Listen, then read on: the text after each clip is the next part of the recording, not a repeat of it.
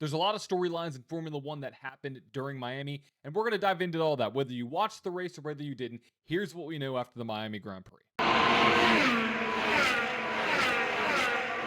Overall, here are some initial thoughts on my end. The national anthem, the kid kicked it out of the park. Second, Miami will be on the schedule until 2041. I think based off the racing we saw this weekend, that's a good move. Max does not care. He will run somebody off track. He's going to race his own race, and it's your issue to get around him. The camera angles in Miami were very crisp and solid looking at that last corner, second to last corner with the overhead shot. Phenomenal. The Max and Oscar battle was pure cinema. There was a lot of passing, which means this track and this racing is getting much better. Oscar now has 3 wins in a row. Sorry to spoil it for you. And now Oscar has more wins in Formula One than his teammate Lando Norris. The rookies are struggling outside of Kimi Antonelli. They're just struggling at the back to even scrap for finishing on a lead lap. Red Bull introduced a new floor, but it still doesn't seem to work. And Isaac Hadjar had another decent run for Racing Bulls, and Yuki Tsunoda got 1 point this weekend, finishing 10th in the points. Let's dive into the full results for this past weekend's Miami Grand Prix. So obviously, Oscar Piastri won. Lando Norris came in second. George Russell, another consistent finish on the podium, in third. Max Verstappen in fourth. Then in fifth, something that I'm stoked about, Alex Albon in a Williams finishing in fifth. That's incredible. This is then followed by Kimi Antonelli in sixth, Charles Leclerc in seventh, Lewis Hamilton in eighth, Carlos Sainz in ninth. So another double points day for Williams, and Yuki Tsunoda getting a 10th place finish even though he had a penalty. Now moving a little bit further on back. In 11th, you had Isaac Hadjar. 12th, Esteban Ocon. 13th, Pierre Gasly. 14th, Nico Hulkenberg. 15th, Fernando Alonso. And 16th, Lance Stroll. Then you had 4 drivers who did not finish the race, all which are rookies this year. Liam Lawson, Gabriel Bortoleto, Ollie Behrman, and Jack Doohan. There's some speculation that Jack Doohan's going to get replaced going into our next race in 2 weeks in Italy, specifically the Emilia-Romagna Grand Prix. So could we see Mr. Colapinto back in here?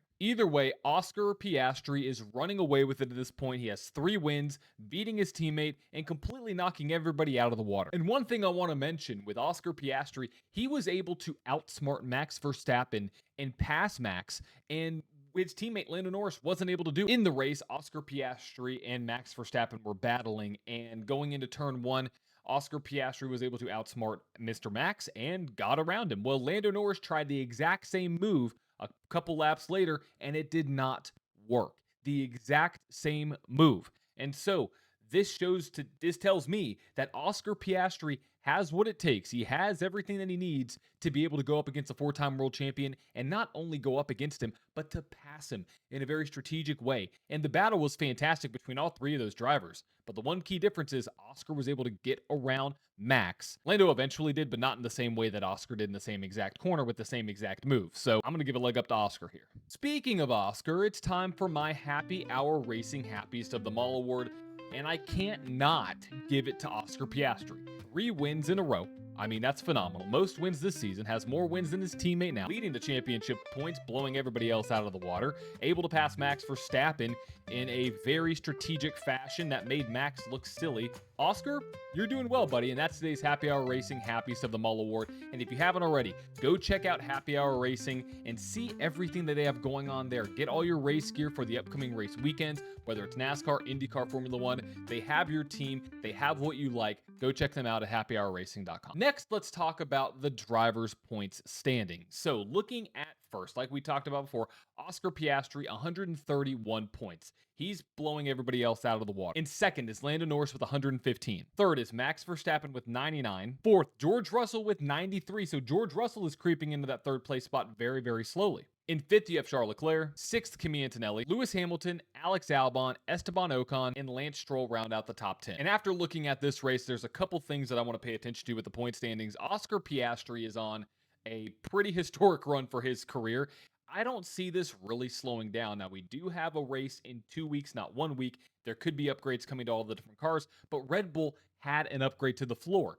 It did better, but it still wasn't able to keep up with those McLarens. So let's talk about the McLarens as a whole and the team point standings. At first, in the team standings, McLaren 246 points. They have a 105-point lead against the second best team right now in Formula One, which is Mercedes, one of the most consistent teams, with 141 points. Third, you have Racing. Third, you have Red Bull with 105. 99 of those points have come from Max. In fourth, you have Ferrari that's slowly creeping up there into the 3rd best team.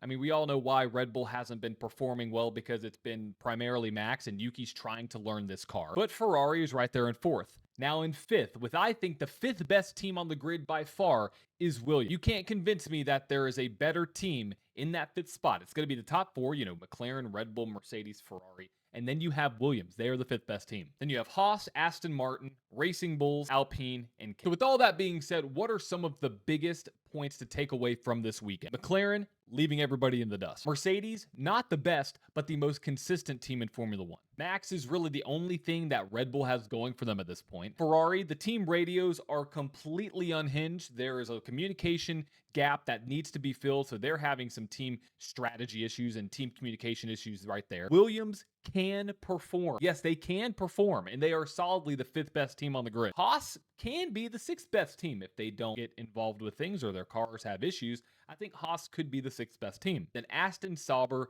Alpine, and Racing Bulls are all just scrapping for something at the back of the field, which seems to be nothing. There's some good moments, some not so good moments. I mean, it's just not really looking good for those four backmarker teams. So with that being said, what's coming up next on the Formula One calendar? Well, we have the Emilia-Romagna Grand Prix. That's taking place not this weekend, but the following weekend between March 16th and 18th. And so you want to pay attention to my race preview going on next week here on ATYL Media on Tuesday.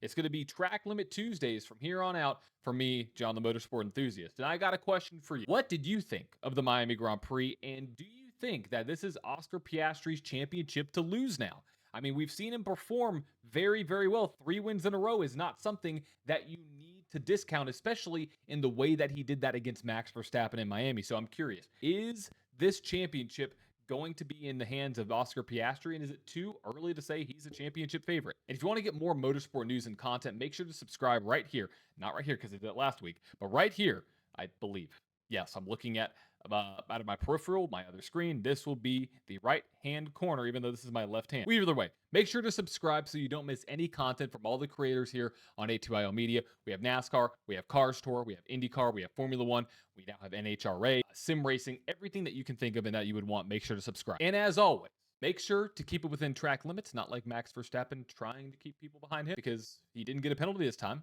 Okay, didn't get a penalty. But always, make sure to keep it within track limits. Make sure to hit that subscribe so you don't miss any more content here on A2L Media. And I'll see you next week. Ciao.